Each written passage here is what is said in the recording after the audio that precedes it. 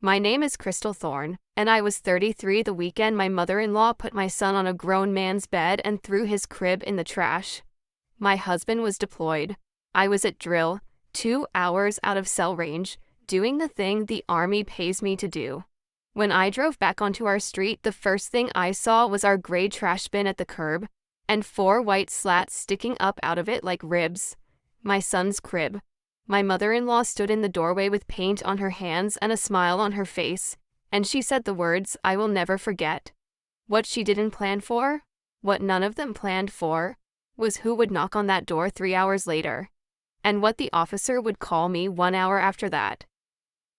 Welcome back to Calm Drama Stories, where ordinary people meet impossible families and answer with quiet steel instead of screaming. If a story ever made you sit up a little straighter in your own kitchen, you're home here. Drop a comment and tell me where you're watching from, and be sure to subscribe so the next one finds you. Let me back up to the version of me that still thought careful was enough. I joined the Army at 18 because the alternative was a trailer in a town that was already forgetting my name. 11 years later, I had stripes on my sleeve, a clean record, and a baby boy named Noah who was 10 weeks old and smelled like milk and laundry soap. Daniel, my husband, was 3 months into a deployment overseas, so most nights it was just me and Noah, and the kind of tired that comes from doing everything right and still bracing for the day it isn't enough. My own mother had passed 2 years before. The last thing she ever made with her hands was a knit blanket the color of wheat, and I kept it draped over the side of Noah's crib so a little of her would always be near him. People who don't live this life think single parenting in uniform is about toughness. It isn't. It's about lists. I had a list for feedings, a list for the sitter, a list taped inside the kitchen cabinet for anyone who might ever need to step in. I trusted paper more than I trusted promises, because paper doesn't change its story when it's inconvenient. That weekend I had a plan for every hour of drill. I knew who had Noah, when he ate, where his pediatrician was, what to do if the power went out. I had thought about everything. I had a plan for every hour of that weekend. What I did not have was a plan for Linda. Linda was Daniel's mother, and she had decided to dislike me before I ever said a word. At our wedding, she told a cousin I looked sturdy, like that was the kindest thing she could manage. She had a line she repeated whenever the subject of Noah came up, soft as a hymn and sharp as a tack. A baby needs roots, not a duffel bag. I used to think it was just snobbery. It wasn't, and I'm not going to pretend it was, because the truth is sadder. Daniel's father had been Army too, gone more years than he was home, and one day, he was gone for good. Linda raised Daniel alone in a house that smelled like resentment and burnt coffee. So when she looked at me, she didn't see her son's wife. She saw the uniform that had taken her husband, walking around with her grandson on its hip. I understood that. I did. But understanding why a person is cruel is not the same as agreeing to be the place they put it. The week of that drill, Linda called Daniel's sister, and the two of them decided I needed support. Linda texted me, all warmth and exclamation points, that she'd love to come stay a few days and meet the baby properly. I should have felt grateful. Instead, the back of my neck went cold, the way it does on a range when something's about to go wrong and you can't see it yet. I told her the schedule was already covered. She told me family always finds a way. I didn't sleep well that night, and I couldn't have told you exactly why. Here is something most civilians don't know. If you're a soldier with a child and no spouse on hand, you are required to have a family care plan on file. Not suggested, required. It names exactly who cares for your kid when duty pulls you away, and that person has to be vetted and approved, in writing, signed. My plan named Dana, the wife of a guy in my unit, a woman I trusted with my life, and had babysat through 3 deployments. Dana had a key, my pediatrician's number, and the same list everyone got. Linda was not on that plan. Linda had never been on that plan, because a plan is a promise you can't take back when you're mad, and I did not trust her promises. I'd also enrolled us in the new parent support program, which sends a nurse to your home to check on the baby and the new parent. Free, voluntary, gentle. My nurse was a woman named Ms. Calloway, and she had a visit scheduled for that very Saturday afternoon. I had the binder for all of it on the kitchen counter, tabbed and dated, and yes, my unit teased me about it. 11 years in, I trust paper more than promises. The Friday before drill, Linda texted again. "I'll just pop by to see the baby." 3 dots, then a heart. My stomach turned over. I texted Dana right away, plain as I could make it. "Do not leave him with anyone but me." Dana sent back a thumbs up. I locked my phone, told myself I was being dramatic, and went to pack my ruck. I was being a lot of things that weekend. Dramatic wasn't one of them. Saturday morning came gray and early. The reserve center was about 40 minutes out, past the feed store and the long flat stretch where the radio loses every station but one. Drill weekends are not optional, and they are not flexible. We had a field exercise on the schedule, which meant phones locked in a metal cabinet for 2 hours, no exceptions, no signal anyway out where they'd put us. I knew all of that going in. I'd planned around it. Before I left, I stood in the nursery with Noah on my shoulder, swaying the way you do without deciding to. The room was small and plain, and his crib against the wall, the wheat-colored blanket folded over the rail, the little lamp that hummed. I pressed my face into the warm spot behind his ear and breathed him in. Milk and that blanket and the particular sweetness of a baby who has no idea the world is anything but safe. Dana arrived at 8 on the dot.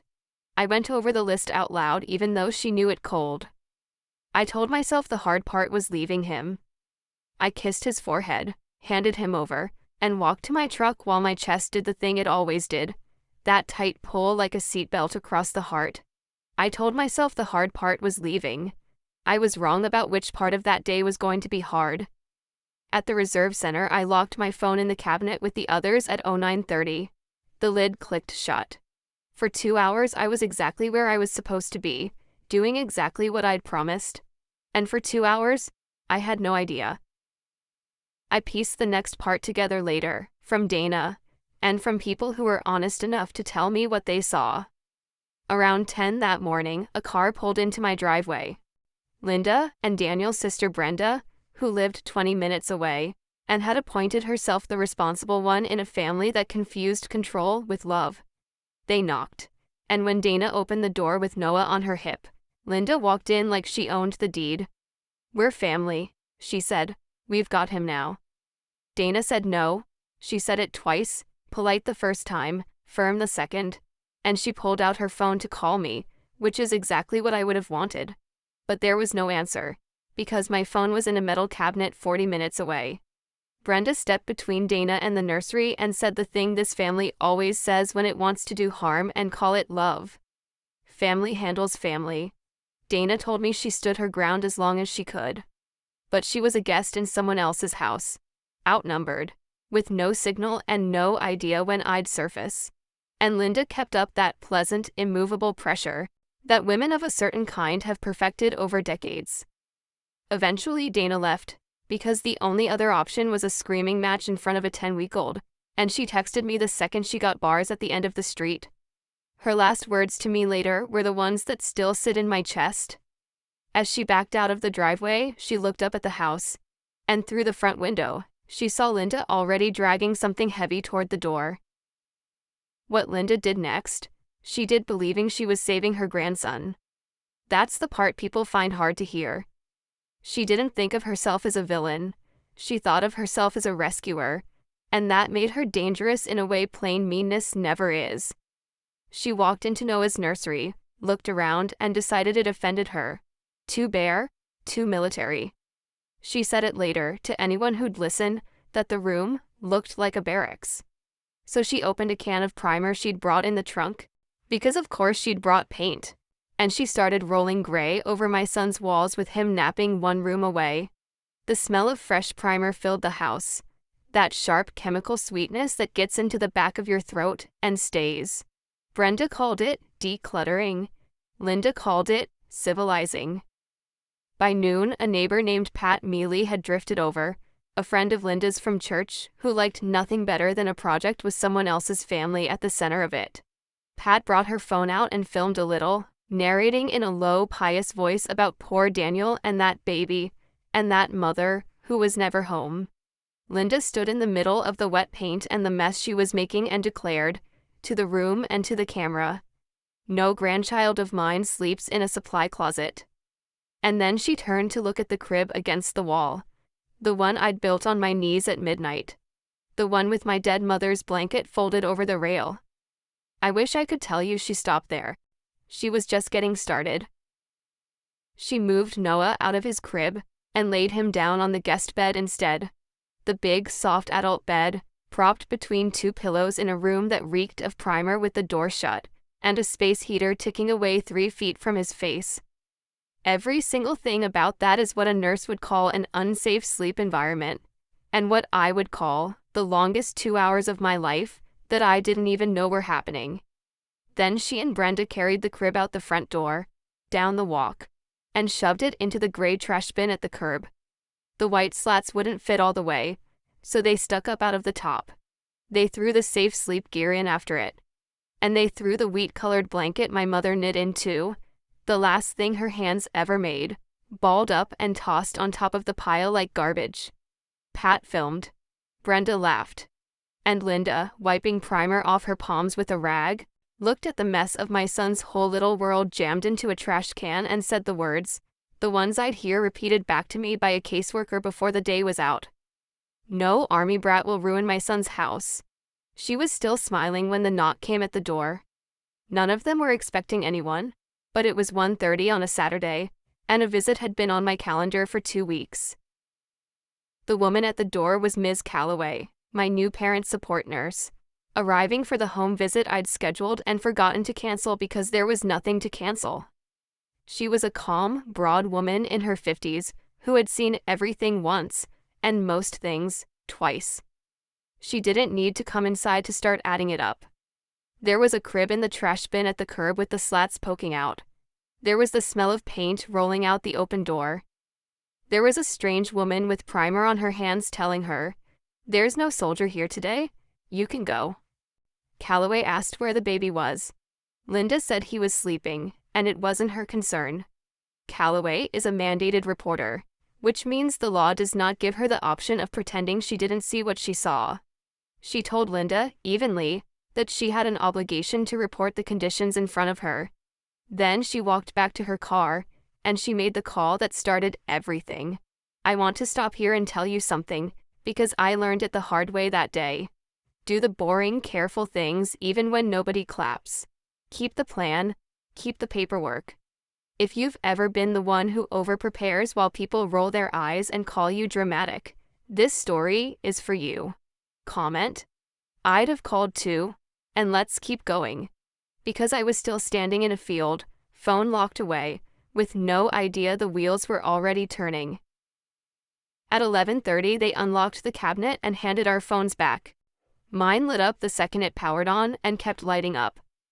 Texts from Dana, stacked one on top of the other, each one worse than the last. They made me leave. "Crystal, I'm so sorry." I tried. And then a photo snapped fast through a windshield, blurry but unmistakable, my trash bin at the curb, and 4 white slats reaching up out of it.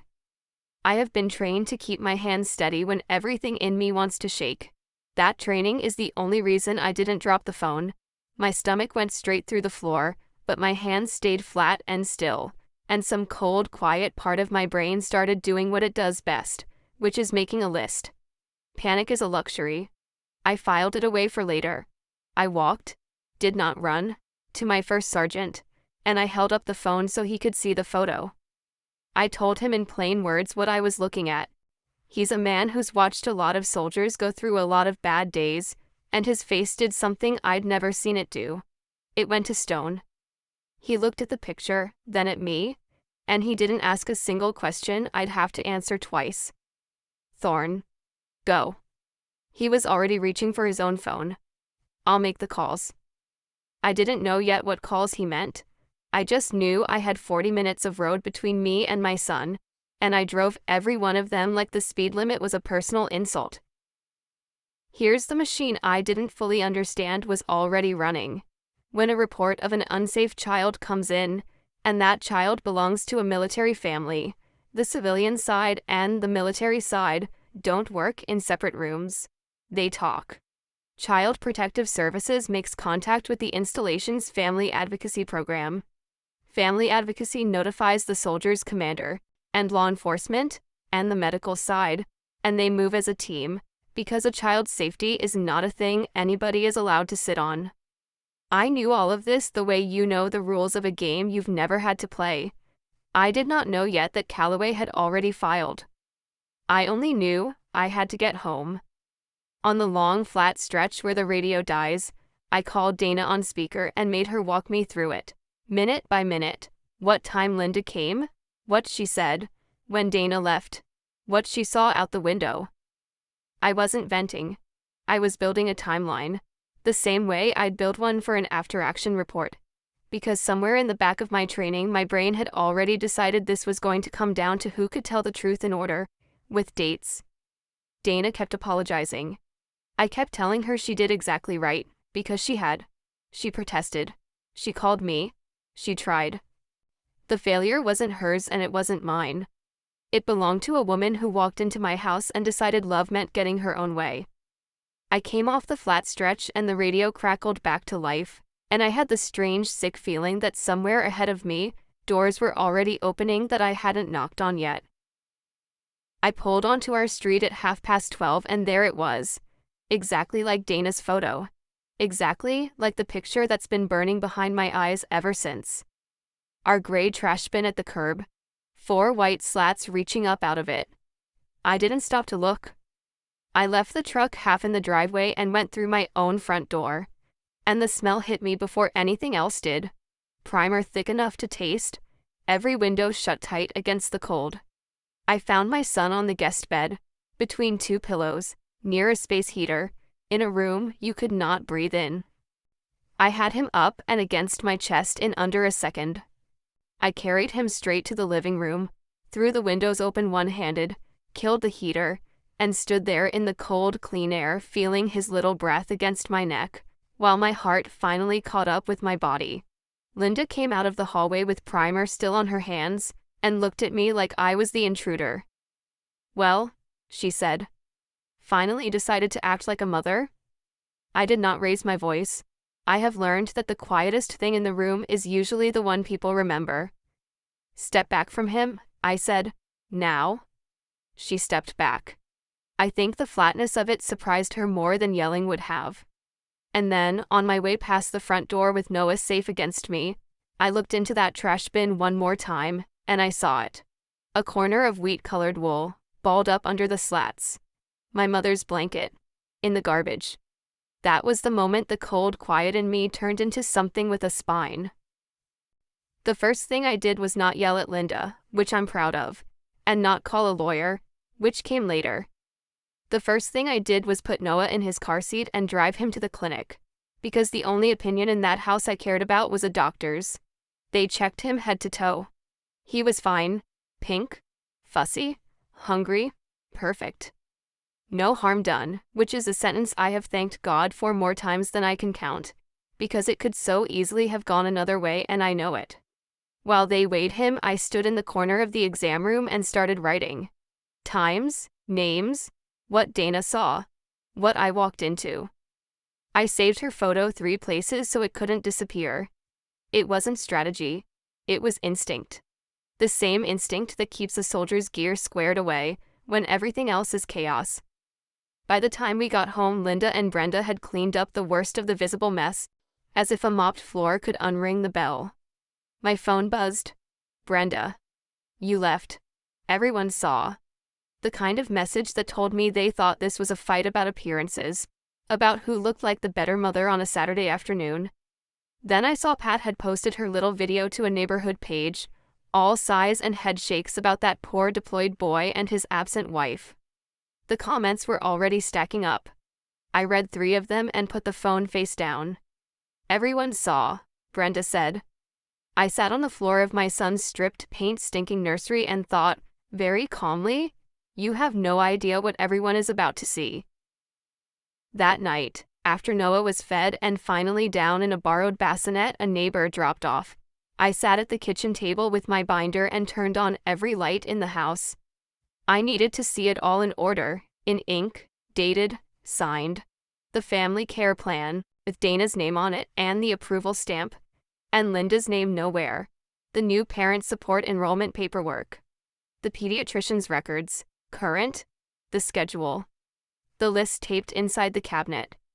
Years of being told I was too careful, too rigid, that I treated raising a baby like a deployment. And that night, every careful thing I'd ever done lined up like sandbags against a flood. I had spent a long time being embarrassed about the binder.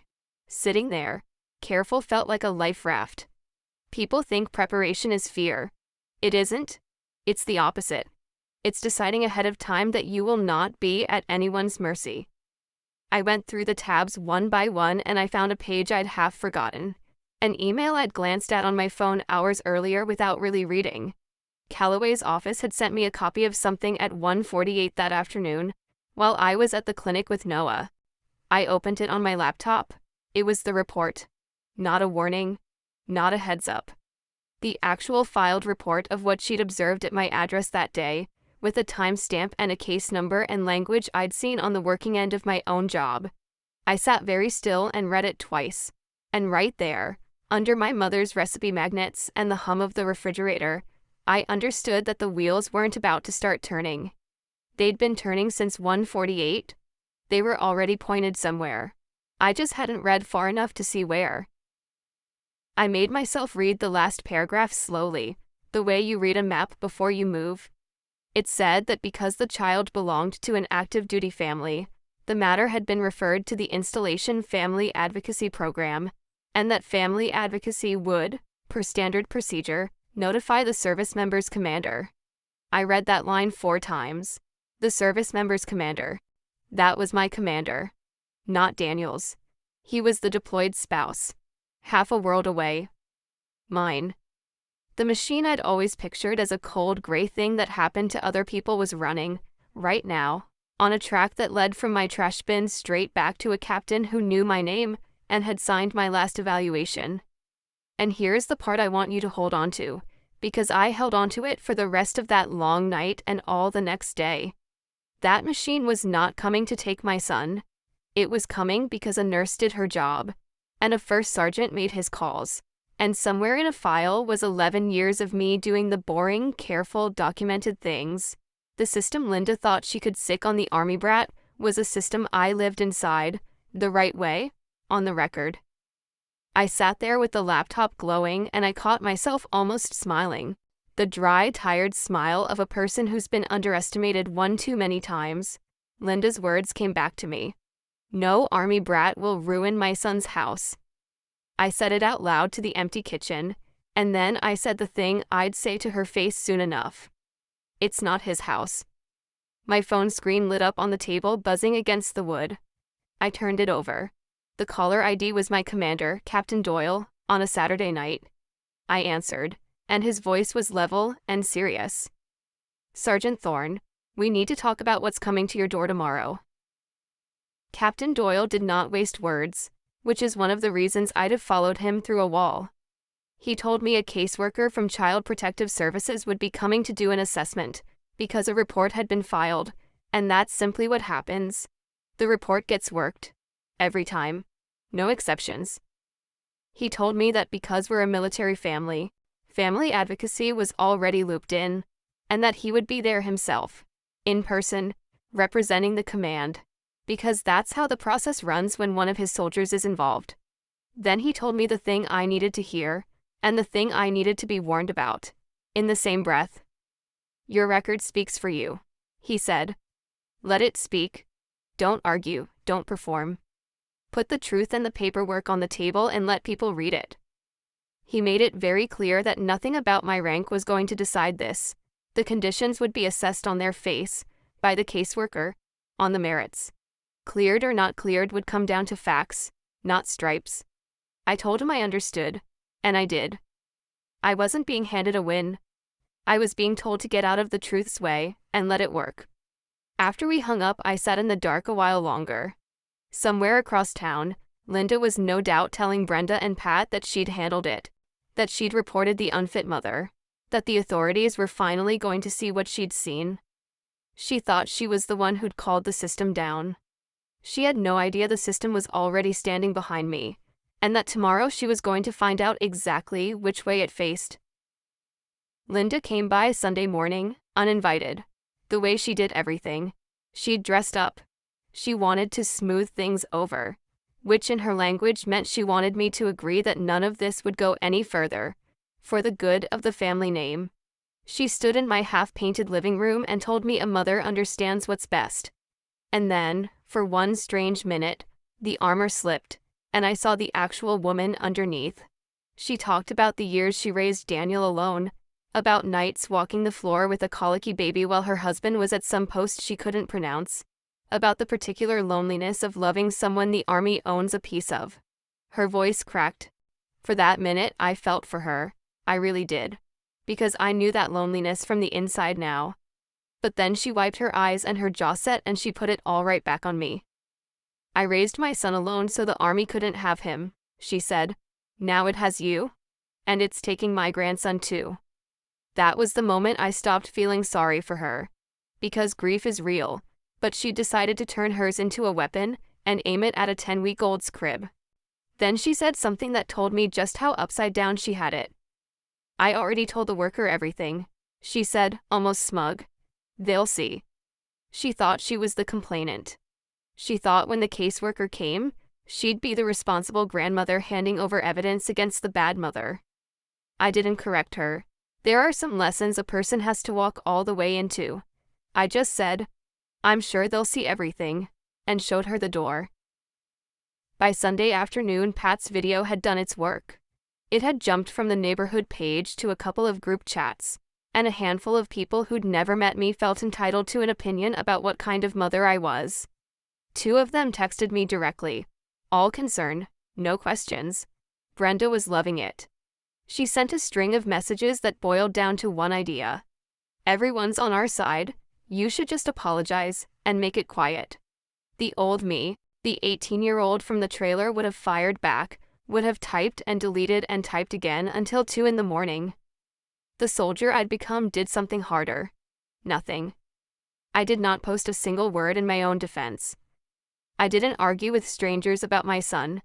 Instead, I took everything I had, the timeline, Dana's photo, the binder, the clinic visit, and I sent it to the caseworker through the proper channel. And I asked Dana if she'd be willing to be there in person to say what she saw. She said yes before I finished asking. That's the whole difference, and it took me years to learn it. They fight with noise. I answer with records. I don't argue with rumors. I answer with paperwork. Let the loud people be loud.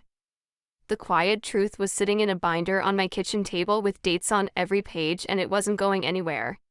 That night, I laid Noah down in the borrowed bassinet and folded the wheat-colored blanket, washed clean now, up over his chest. I sat beside him in the dark and listened to him breathe, and I let myself feel, for the first time all weekend, almost steady. Tomorrow, they were coming. I was ready for them to come. Monday morning, I want to be honest about, because pretending I wasn't scared would be its own kind of lie. I knew the stakes.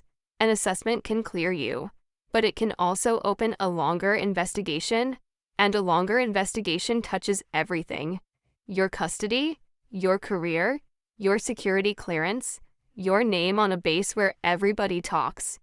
If the facts had been murky, if my paperwork had been sloppy, I'd have been looking at months of proving I wasn't what a video said I was. So I did the only thing I know how to do under pressure. I prepared. I went through the binder one final time at the kitchen table, tab by tab, the way I'd check a weapon before I trusted my life to it. Dana came early, in her good blouse, nervous and fierce and ready. The house still carried a ghost of primer, so I went room to room and opened every window I could reach, and the cold morning air pushed the last of that smell out the back of the house. Funny, the things you fixate on. I just couldn't stand the idea of them walking in and smelling what she'd done. I made coffee, nobody drank. I held Noah and watched the street.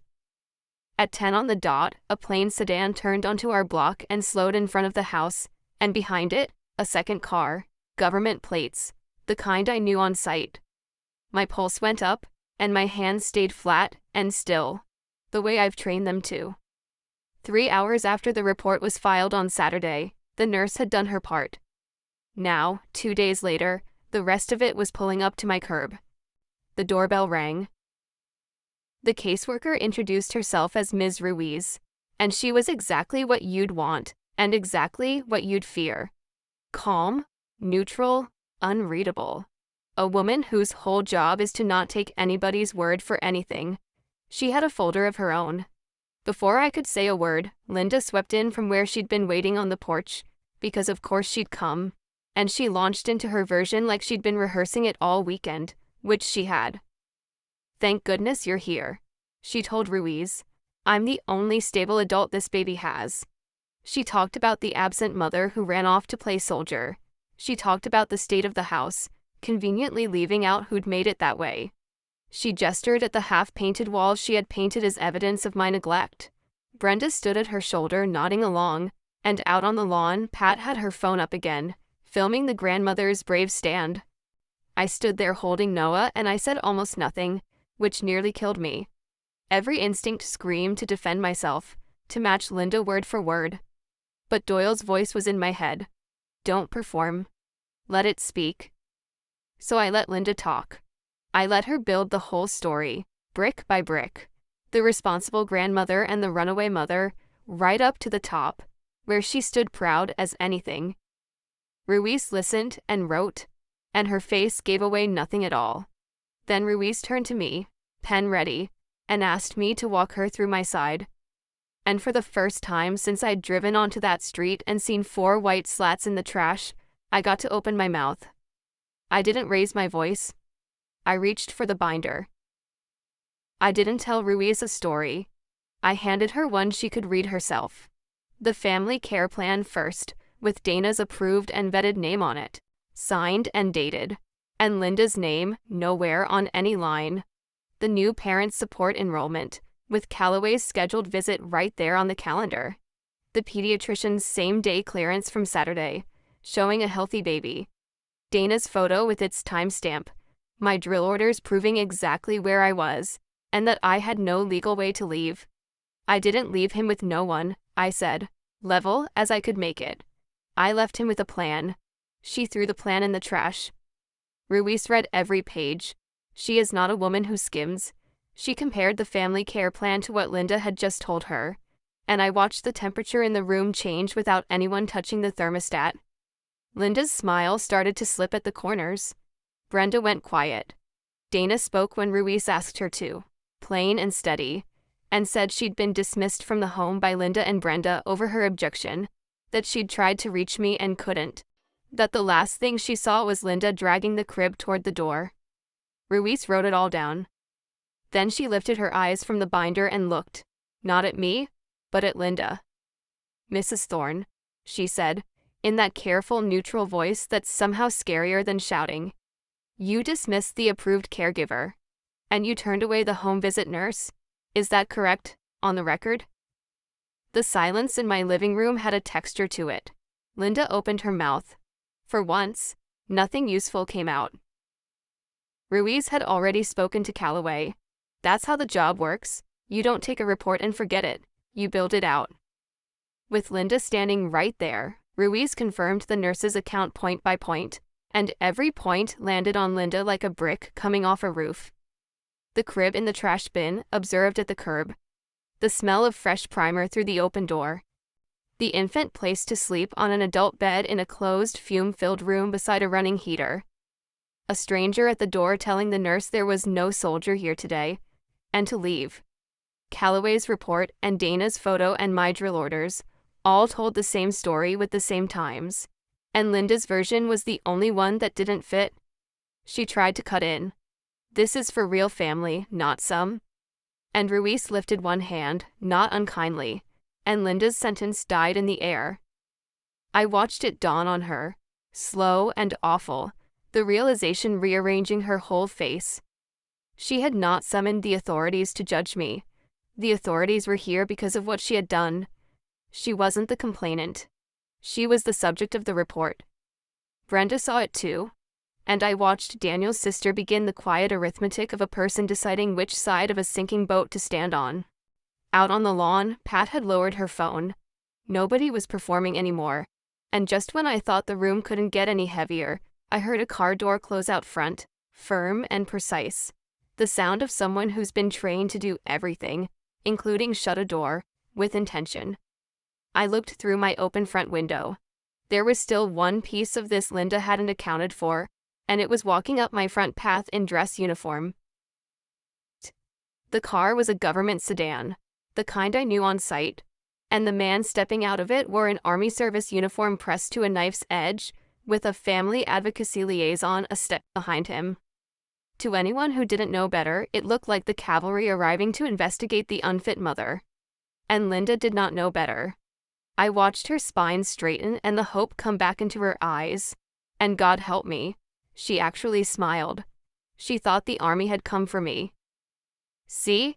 she said to Ruiz, to Brenda, to anyone listening, and there was real triumph in it. "See? Even the army knows. Even they can see what she is." Pat lifted her phone back up, sensing a finale. Brenda edged closer to her mother again, hope being contagious. And I stood in the middle of my own living room with my son asleep against my chest, and the wheat-colored blanket tucked around him. And I said nothing, because I knew what they didn't. I knew the uniform. I knew the gate. I knew, before he reached the steps, exactly whose command I fell under, and exactly why he'd come in person on a Monday morning. Linda kept talking, narrating her own victory, telling the officer through the screen door that she was the grandmother, that she was the one who'd been holding this family together. The liaison opened the door.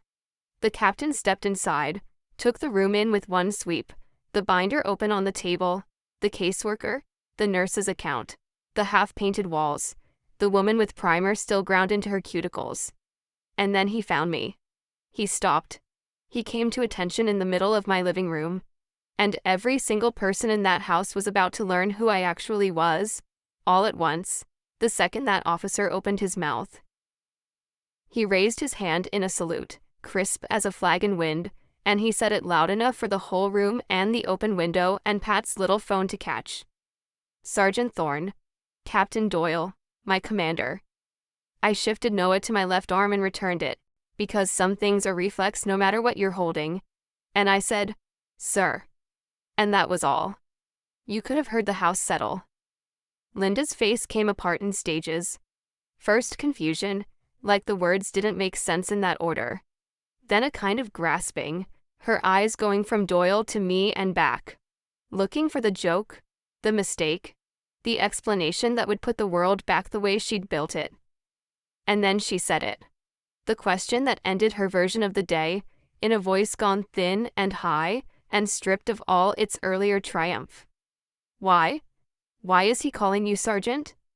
Nobody answered her right away. We didn't have to. The salute had already said it. The army brat she'd been sneering about for 2 years, the runaway mother who'd abandoned her baby to play soldier, was the soldier, an 11-year non-commissioned officer her own son had married, standing calm in her uniform in her own home with her child safe in her arms. Doyle lowered his hand and turned to Ruiz, all business, like he hadn't just rearranged the molecules in the room. "I'm here as Sergeant Thorne's commander, representing family advocacy," he said. "I'll tell you up front, her record is one of the cleanest on the installation." Linda made a small sound, the sound of a story she'd told 100 times collapsing all at once. I almost felt sorry for her. Almost. This was the part I'd thought about all night, lying awake next to the bassinet. There was a version of that morning where I let it rip. Where I stood in front of Ruiz and Doyle and Pat's camera and Brenda's stunned face, and I made Linda eat every cruel thing she'd ever said about me. Slow, in public, with witnesses. I'd earned that version. Nobody in that room would have blamed me for taking it. But I've learned that the loudest revenge is usually the cheapest, and it leaves you holding less than you started with. So I didn't reach for it. When Ruiz asked me what I wanted to see happen, I kept my voice as flat, And even as I'd kept it all morning, I told her my son's safety came first and last. I told her I wanted Linda's name kept off every caregiver list, every plan, every document that touched Noah's life. I told her I wanted the truth in the file, in order, with dates, where no one could ever throw it in the trash.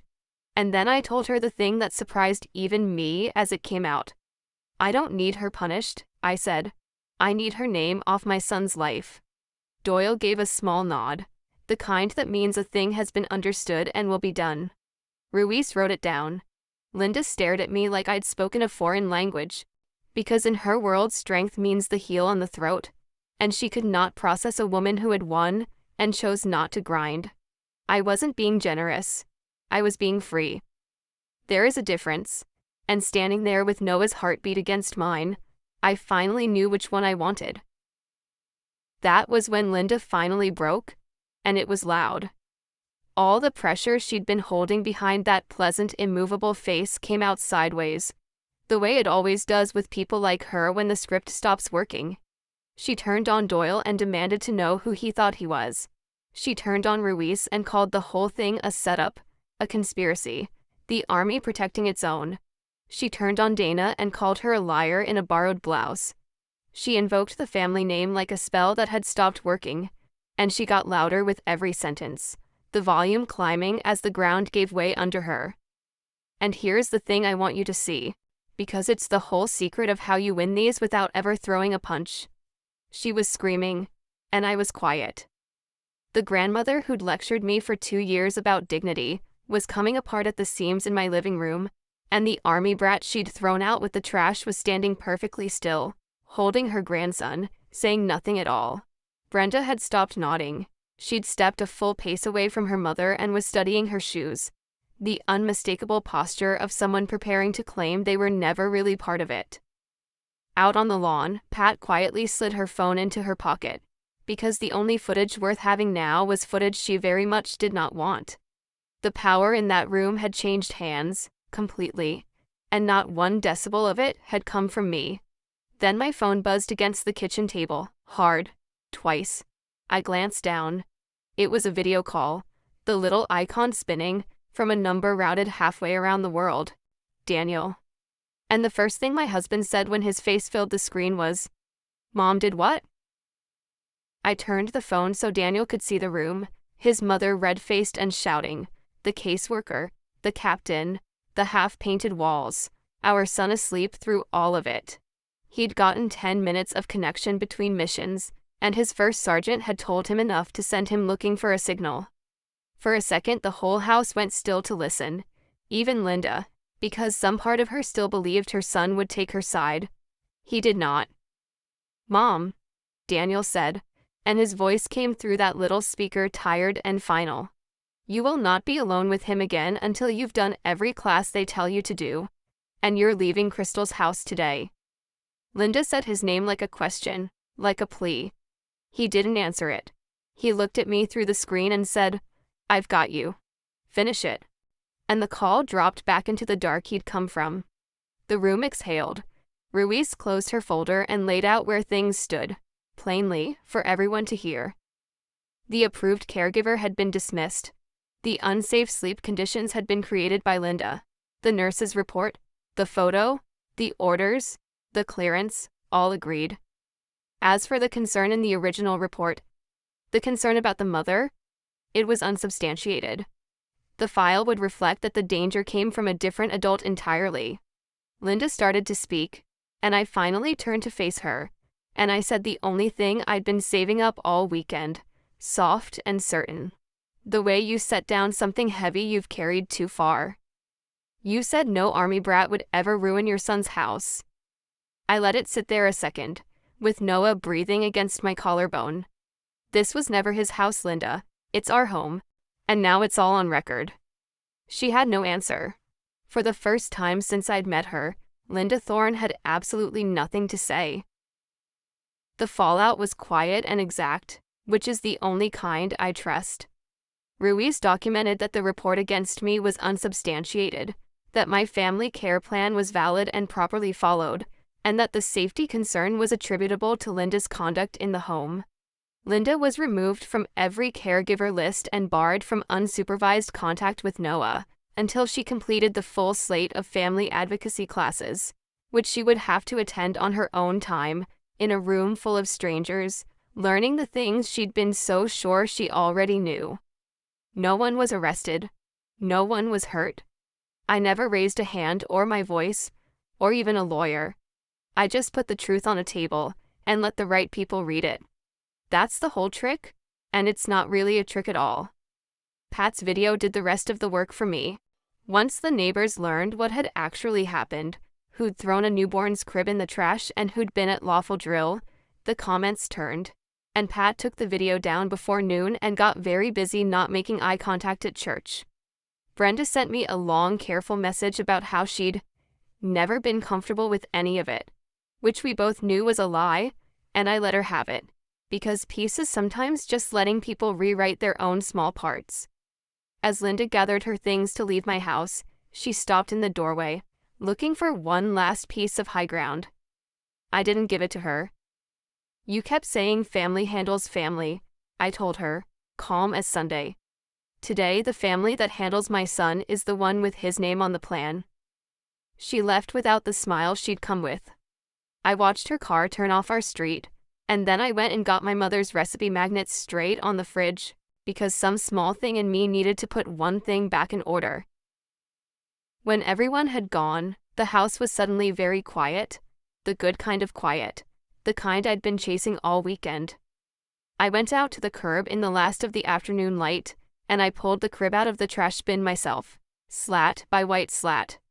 Some of it was scuffed and one rail was cracked, and I decided right then I'd order a new one in the morning, but I wasn't going to leave my son's bed sitting in the garbage 1 minute longer just to make a point.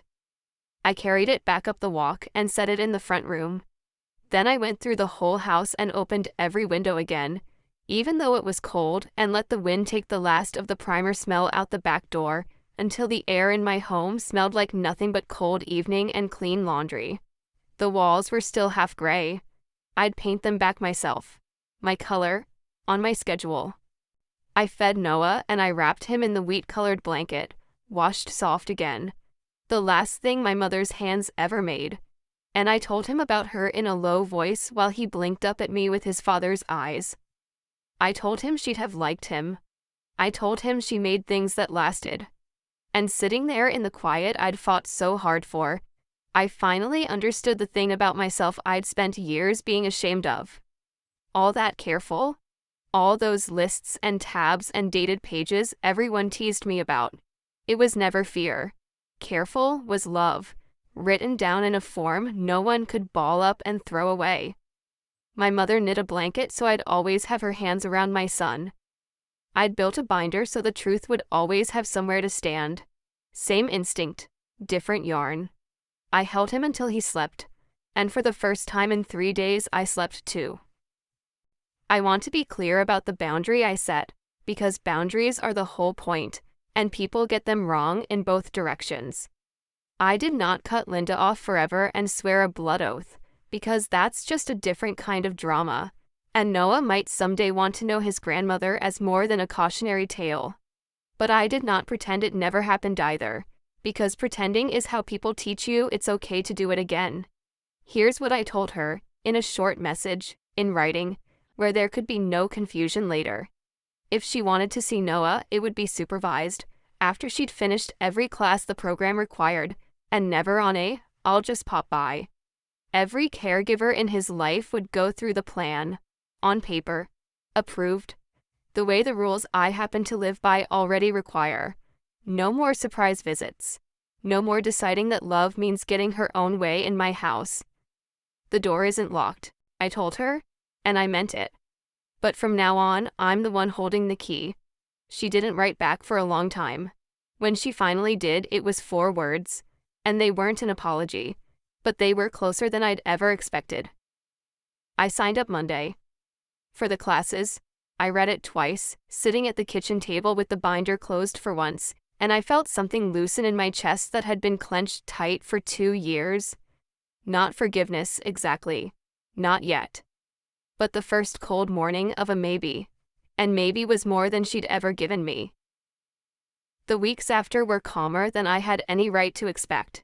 Daniel came home on emergency leave a little sooner than planned, and the first thing he did was put the new crib together in the nursery, by the window, in the good morning light, while I held the screwdriver and pretended to supervise. He had a longer conversation with his mother than I was part of, and I didn't ask for the details.